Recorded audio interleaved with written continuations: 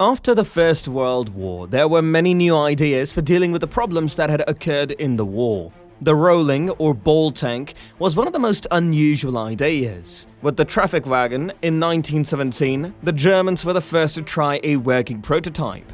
The Tumbleweed Tank, built by Texan inventor A.J. Richardson in 1936, was another idea. It was never more than a concept.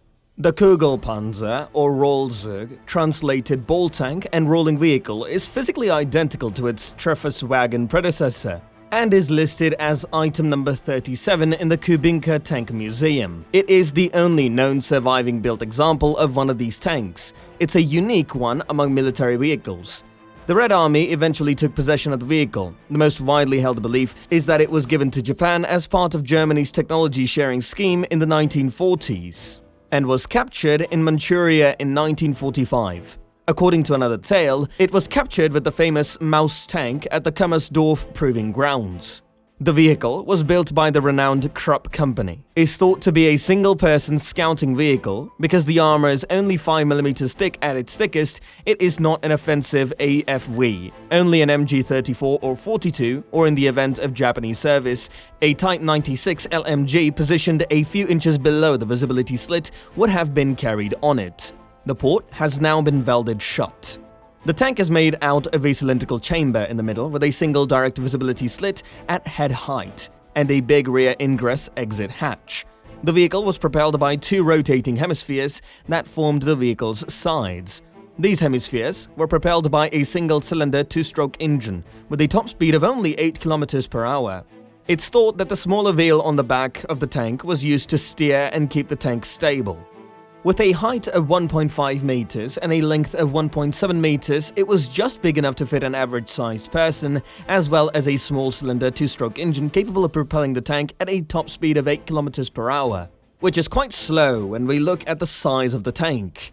The Russians keep the tank's secrets close to their chests. For many years, it was hidden under a Tiger I in the Kugelpanzer Tank Museum, and its original olive green paint was coated in a glossy grey paint, similar to the Stura Emil.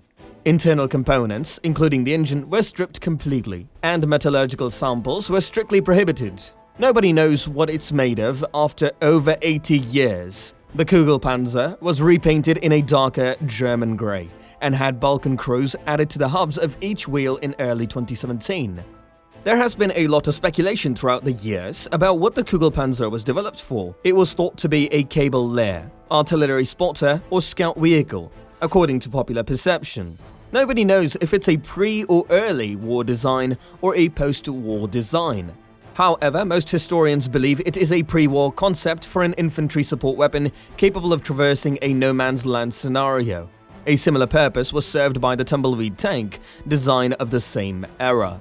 An armored vehicle that would move at the same speed as the infantry while providing fire support, but not as heavy or unwieldy as a tank. A single machine gun would have provided this fire support in the Kugelpanzer situation. Small weapons fire would have passed through its armor, but anything larger than an anti-tank rifle would have pierced it. If the vehicle was deployed by the Japanese, it is probable that the Germans realized the futility of the concept after the onset of World War II. With its fast-moving battlefields, and delivered it to the Japanese. Given the scarcity of evidence, speculation abounds, with one intriguing idea positing that it was commissioned by the Japanese as part of their kamikaze suicide mission strategy. Beginning with the Second Sino-Japanese War in 1937, the ailing Japanese military had been at war in the Pacific for 7 years by August 1944. Instead of being captured and desiring one last lick, some Japanese pilots began the practice of crashing their mostly crippled planes against enemy positions during this time and killing themselves in the process. This was an informal, voluntary act for the majority of the Pacific War. However, as the war drew to a close, the desperate Japanese command, who were running out of qualified pilots and whose aircraft were outdated at this point in the war, decided that incorporating planned suicide missions into their battle strategies would get the most out of their unskilled personnel and obsolete machinery. As a result, Japanese forces initiated a series of kamikaze attacks in the fall of 1944.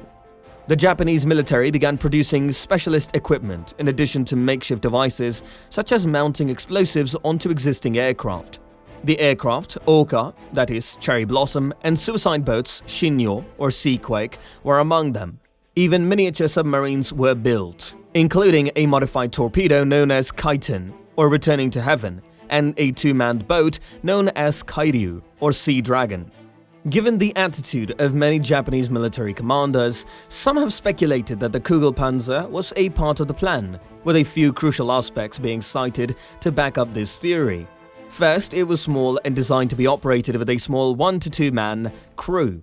Second, it lacked any offensive weaponry, though it was speculated that a machine gun would be mounted on the front. And third, its hull was flimsy, 5mm thick when compared to other armored vehicles, but on par with at least one other suicide craft. The Type 97 Chiha, for example, was considered to be the most extensively produced Japanese medium tank of World War II, with 26mm thick armor on the turret sides and 33mm thick armor on the gun shield. The long lance torpedo, from which the Kaiten manned torpedo was derived, had a thin shell of 3.2mm thick, which was significantly closer to the breadth of the Kugelpanzer outer housing than the Type 97 tank's substantial armor. A standard World War II helmet, the M1, had a thickness of 0.035 to 0.037 inches, that is, just under 1mm, which was enough to stop a .45 caliber bullet most of the times. So in essence, the tank's 5mm thick walls would have been tough enough to consistently stop various sorts of enemy shots from getting in, but thin enough to quickly give way to a blast within, causing maximum damage. At least, that's how this theory goes. There are, however, no references to back up any of these claims. Little further can be done to determine the Kugelpanzer's origin and function until records about the vehicle emerge from Russian archives. The aforementioned Japanese one-manned torpedo-like submarines, known as Kaitens, were just modified torpedoes that could be controlled by the person inside. They also had a self-destruct device in case the person failed to complete their job. This was important since there was no way for the person trapped inside the torpedo to escape once it was sealed shut. Early variants included a mechanism for escaping after the torpedo was properly directed, but it appears that no soldier ever used it. Therefore, it was swiftly abandoned. A Kaiten pilot's family would receive $1,000, about $120 today, for each person who died in the line of duty. Kaitens were a failure in the first place because they couldn't be deployed very deep and had to be stored on the outside of submarines. This was less of an issue for the Kaitens than it was for the submarines transporting them, which had to stay very close to the surface. As a result, for every 2 ships destroyed by the Kaitens, around 8 submarines carrying Kaitens were sunk. Each Kaiten was roughly 50 feet long and had a top speed of 30 miles per hour, and was equipped with a warhead in the nose. The Japanese were not the only ones that used suicide attacks as part of their military strategy. In the 20th century, at the Battle of Taizhuang in 1938, the defense of Sihong Warehouse 1937, and the Battle of Shanga in 1937, Chinese soldiers of the Dare to Die Corps successfully detonated suicide bombs. We hope you liked today's video. If you did, don't forget to like and subscribe to the channel and press the bell notification so that you can be notified when we upload our next video. We will see you in the next video. Until then, take care. Bye.